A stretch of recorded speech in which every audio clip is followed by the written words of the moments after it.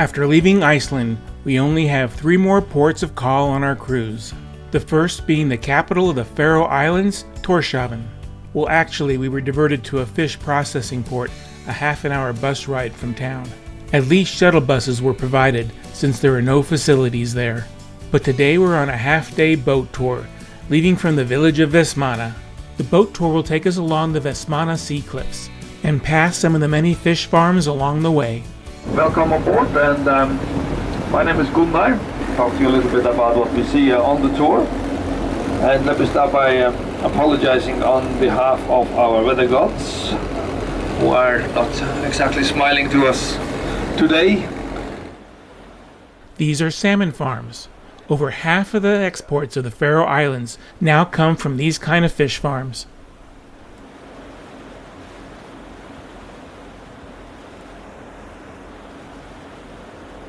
Along the cliffs we saw sheep grazing. We were told that many of these were brought out here in the spring by boat, some being even hauled up the cliffs by rope. Then they're herded back up in the fall. We passed by a number of small grottos and arches, some large enough for the boat to sail through.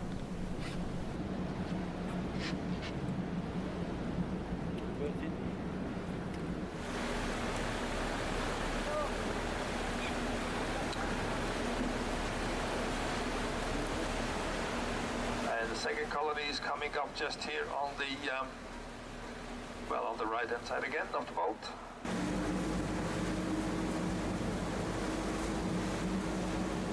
This formation is called the Troll Woman's Finger, and according to folklore, she was trying to throw the Faroe Islands to Iceland when she lost track of time and the sun turned her to stone, causing her to fall into the sea. We were back at the ship by noon and caught a shuttle into Tórshavn. We spent some time walking along the wharf, but there really wasn't much to do. This area here with the turfed roofs is the oldest part of town and houses the parliament buildings. These buildings date back to the 16th and 17th century, but the Faroese Parliament has been meeting in this area since the time of the Vikings, making it one of the oldest parliamentary meeting areas in the world. After leaving the Faroe Islands, we're heading towards Scotland and the Shetland Islands. Today we have a private tour with our guide Gordon. He starts out by telling us about some of the history of our Port Luric. These would have been right on the water's edge. And the ships, we're talking about the Hanseatic period of the 16th, 1700s. And this is when, for example, as you can see here, these houses, the boats would have came alongside the houses. And they would have discharged the cargo into the large upper windows of the houses. So right from the boats? Right from the boats, you can see yourself some of the landing areas. So right from the boats, they were going straight into the house themselves. Oh, that down there. Entering the countryside, Gordon told us how they still harvest peat the old-fashioned way. You use what's called a tushka, and it's basically like a long flat spade, very thin, which gives you a brick shape. And what it does is when you dig the peat, you end up with a brick-shaped piece of peat, which is damp, a bit wet. And what they do is they pile them up, as you can see there. They're piled up and they're left to dry. They'll be turned about 4 or 5 times till they're dry. Now once these bricks dry, they stay dry. If it rains, the water just goes off them. So they turn into basically little briquettes, which is then taken off the hill and taken home. And that's what you'll put on the fire to burn. Gordon told us a lot about crofting. Most of the land is controlled by the Crofting Commission. And even if you bought your croft, if you don't keep it producing, you can be evicted. We're heading toward the Sundberg Head Lighthouse. In addition to seeing the lighthouse, there's a large population of birds that colonize the beautiful cliffs in the area. These include shag, kittiwake, Arctic terns, and puffins.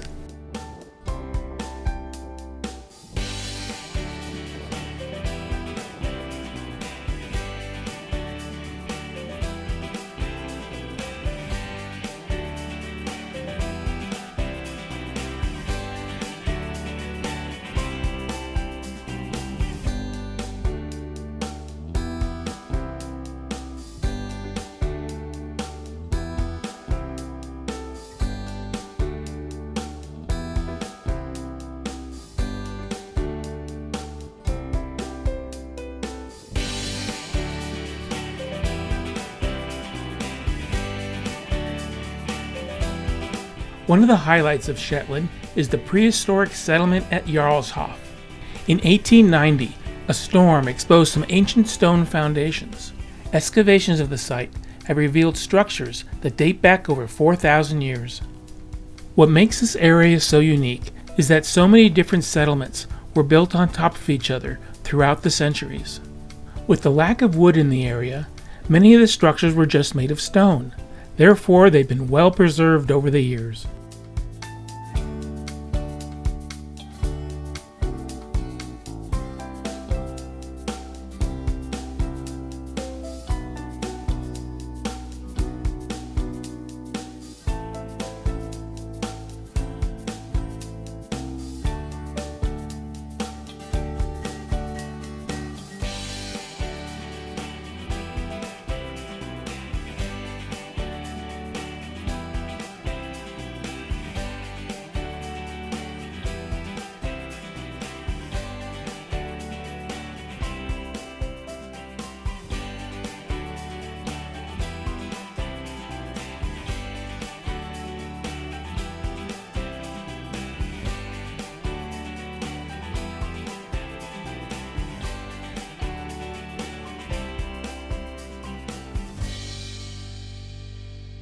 After a nice hot lunch at a small cafe in Scalloway, we visited the Scalloway Museum. Among the interesting exhibits was one on the Shetland bus. These were small Norwegian fishing boats that smuggled people and supplies in and out of Nazi-occupied Norway during World War II. Our last stop is the Klikkeman Brooch. A brooch is a hollow-walled dry stack stone structure dating back to the Iron Age, and is thought to be a place of refuge for a community during times of attack.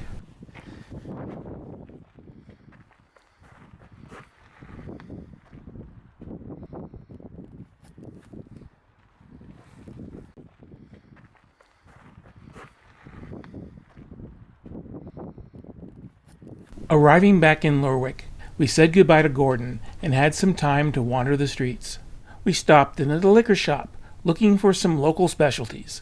We ended up trying this honey mead. It was horrible. Well, we're on our way to our second stop in Scotland, Invergordon. Besides being a cruise port destination, Invergordon is known for repairing oil rigs. But again, we're docked out of town and have to take a shuttle in. Today we're sharing our tour with a couple we met on the cruise, Eric and Kelsey. We take a couple of quick photo stops, one at Millionaire's View and the other at Skibo Castle, before joining a tour at the Balblair Whiskey Distillery. So here at Balblair, we are a really small distillery, so we only actually have 6 skilled men who do all of our actual making of the whiskey.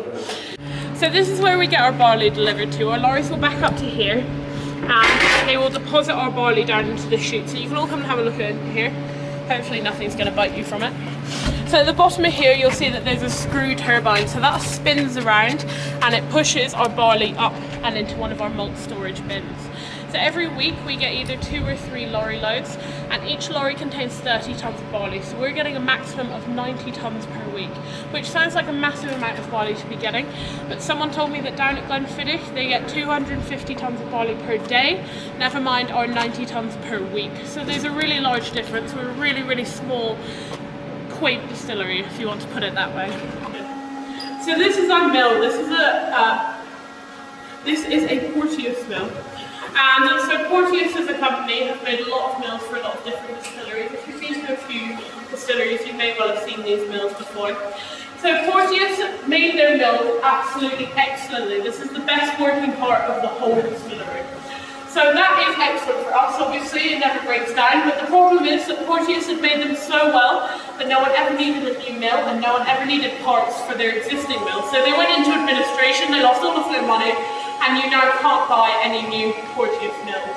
The mill, it will get blown up and into one of our grist cases. So this one up here, we can see, has 176 of those 25 kilogram batches. So that works out as 4.4 tonnes, which is exactly the amount of grist that we need. Does anyone know what this sign might be? This goes to this bin here. You say it out loud, it should come clear. Metric ton. Empty? Empty. Empty is all that means up there. So this bin doesn't have anything in it. We'll all the computer system is just making their life a little bit easier. So for example, we have this screen here, which is our washback screen. So we can see number 1 to number 6. So from that, they can then decide when which one needs to be drained. This is our other still here, and again we can see it's the same thing. So this one's currently charging, ready to then be used in our final distillation. So of that 1.5 million, we sell 90% on to be made into blends. So what they do, they'll bring their lorries around the back. We will pump our new make spirit out into their lorries. They take it down to, for the example, the likes of Chivas Regal. They take it down to their distillery down there. They mature it in casks for a minimum of 3 years, and then they mix it with blends from other distilleries, from whiskey from other distilleries, and that is how you get your blended whiskey. The 10% that we do keep gets filled into our casks. So these ones here are American ex-bourbon casks. So I'm told that over in the States you have a law that you can only use your bourbon casks once. After that, you have to get rid of them. So a lot of them get sent over to Scotland over here, where they get sold to a cooperage. So the cooperage sells them to us, and we will use them. So this is one of our warehouses here above there. We have 7 warehouses. So that means that we have a capacity to store 22,000 casks. At any time though, we will only store 18,500, because as soon as you pass that 20,000 mark, the regulations skyrocket. It also means that you are able to just wander around, as we have done today, doing exactly what we have. So these warehouses are all dunnage style warehouses, and that explains why it's colder in here than it is outside. So the dunnage warehouses have low wooden ceilings, they've got big thick stone walls, and then open earthen floors where our casks are sitting. So that creates a microclimate. So it will be this temperature in this warehouse the whole year round. So when we're talking about our -10 in winter, our whiskey won't know. So in each warehouse we store a different variety of casks. So we have some of the sherry ones here, we have some casks from 2006, we have the new 2019s there, we have some 2009, 2003 down there. So that's a security thing. If this warehouse were to burn down, it was to flood, the roof were to collapse, we would only be losing part of each year. If we were to keep all of 2019 in here, that were to happen, that's a whole year's worth of work that we're going to be wasting. And please feel free to help yourself to a glass of this. Everyone is welcome to one. So please feel free to have a nose of it first. So the best bit of the whiskey is the smell of it. So grab a glass and have a good nose. We always recommend that you nose it from one nostril over to the other one, because each nostril is related to a different part of your brain. Nearby, we visit the small resort community of Dornoch. This is probably, it's like 900 years old.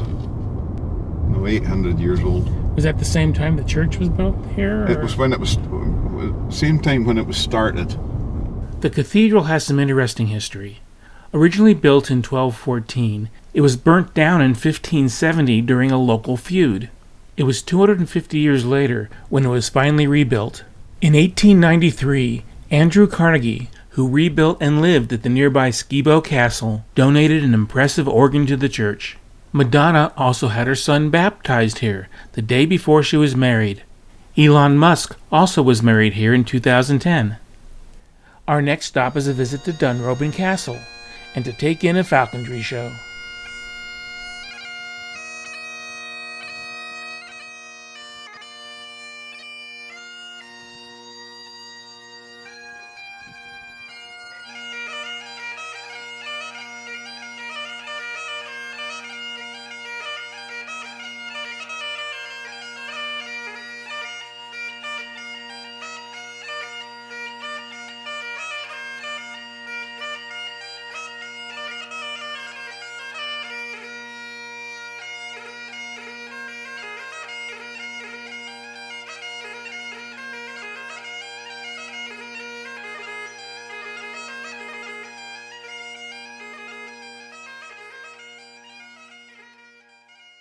Sammy, he is an Icelandic gerfalcon, so he is quite grey in colour.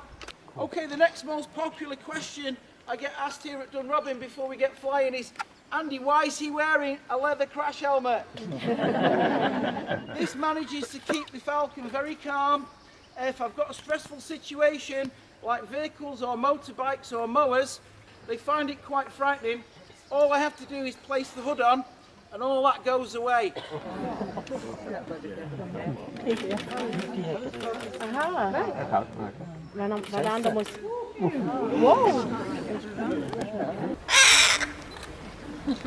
This particular Harris hawk, he's only 1 year old. He was bred domestically here in the UK. Now, the Harris hawk, as I said, comes from the western deserts of America. They range down through Arizona, Mexico and into Peru. So I've called him Gringo. And if we get him a girlfriend this year, we're going to call her Juanita. Now I don't know whether you know, but the word peregrine in itself means wanderer, and this species has become the most successful species of falcon on planet Earth. There's a subspecies of peregrine on every single continent except Antarctica. Can you see he's got a solid black hood? That's how you'd recognise a peregrine. No other species has got a solid black hood like this. Now the peregrine falcon, wherever you're from, you'll probably know that they're at the moment being very successful in the wild. This particular species is starting to move into our cities. Yeah, you can hear it, so it's like... Okay, I'm going to give it him. Hey. Good boy.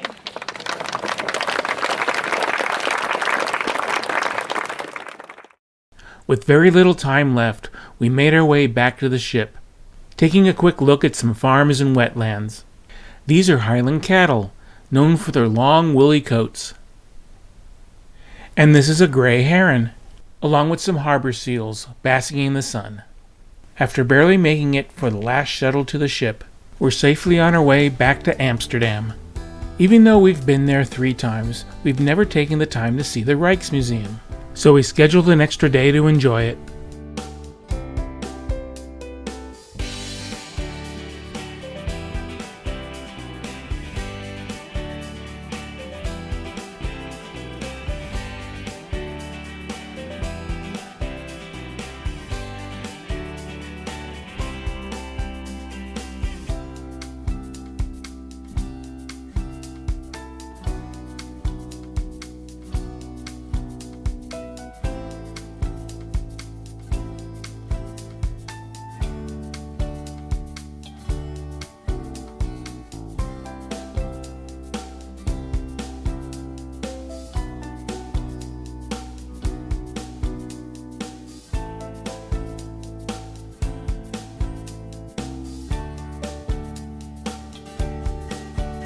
After leaving the museum, we split a stroopwafel for a quick snack, before spending the rest of the afternoon wandering the city.